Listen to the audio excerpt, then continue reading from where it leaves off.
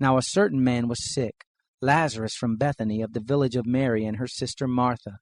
It was that Mary who had anointed the Lord with ointment, and wiped his feet with her hair, whose brother Lazarus was sick. The sisters therefore sent to him, saying, Lord, behold, he for whom you have great affection is sick. But when Jesus heard it, he said, This sickness is not to death, but for the glory of God, that God's Son may be glorified by it.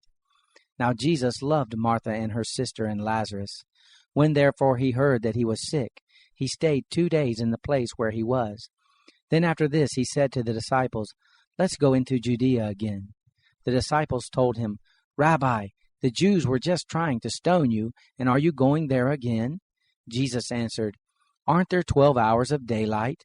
If a man walks in the day, he doesn't stumble, because he sees the light of this world. But if a man walks in the night, he stumbles, because the light isn't in him. He said these things, and after that he said to them, Our friend Lazarus has fallen asleep, but I am going so that I may awake him out of sleep. The disciples therefore said, Lord, if he has fallen asleep, he will recover. Now Jesus had spoken of his death, but they thought that he spoke of taking rest in sleep. So Jesus said to them plainly then, Lazarus is dead. I am glad for your sakes that I was not there, so that you may believe. Nevertheless, let's go to him. Thomas, therefore, who is called Didymus, said to his fellow disciples, Let's go also, that we may die with him. So when Jesus came, he found that he had been in the tomb 4 days already. Now Bethany was near Jerusalem, about 15 stadia away. Many of the Jews had joined the women around Martha and Mary to console them concerning their brother. Then when Martha heard that Jesus was coming, she went and met him, but Mary stayed in the house. Therefore Martha said to Jesus, Lord, if you would have been here, my brother wouldn't have died. Even now I know that whatever you ask of God, God will give you. Jesus said to her, Your brother will rise again. Martha said to him, I know that he will rise again in the resurrection at the last day. Jesus said to her, I am the resurrection and the life. He who believes in me, though he die, yet will he live. Whoever lives and believes in me will never die. Do you believe this? She said to him, Yes, Lord, I have come to believe that you are the Christ, God's Son, he who comes into the world. When she had said this, she went away and called Mary, her sister, secretly, saying, The teacher is here, and he is calling you. When she heard this, she arose quickly and went to him. Now Jesus had not yet come into the village, but was in the place where Martha met him.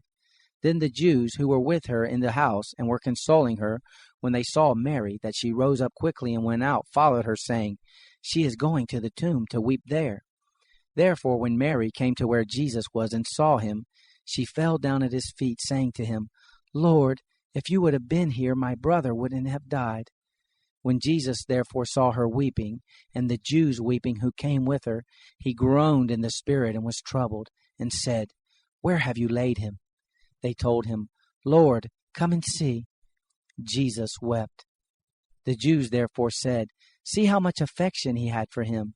Some of them said, Couldn't this man who opened the eyes of him who was blind have also kept this man from dying? Jesus therefore, again groaning in himself, came to the tomb. Now it was a cave, and a stone lay against it. Jesus said, Take away the stone. Martha, the sister of him who was dead, said to him, Lord, by this time there is a stench, for he has been dead 4 days. Jesus said to her, Didn't I tell you that if you believed you would see God's glory? So they took away the stone from the place where the dead man was lying. Jesus lifted up his eyes and said, Father, I thank you that you listened to me. I know that you always listen to me, but because of the multitude that stands around I said this, that they may believe that you sent me. When he had said this, he cried with a loud voice, Lazarus, come out! He who was dead came out, bound head and foot with wrappings, and his face was wrapped around with a cloth. Jesus said to them, Free him, and let him go. Therefore many of the Jews who came to Mary and saw what Jesus did believed in him. But some of them went away to the Pharisees, and told them the things which Jesus had done. The chief priests therefore and the Pharisees gathered a council and said, What are we doing? For this man does many signs.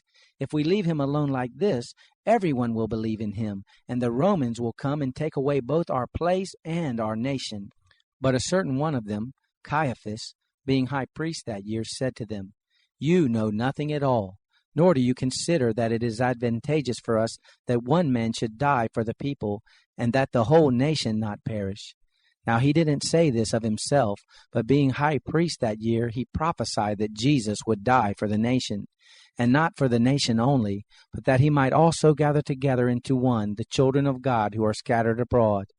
So from that day forward they took counsel that they might put him to death. Jesus therefore walked no more openly among the Jews, but departed from there into the country near the wilderness, to a city called Ephraim. He stayed there with his disciples.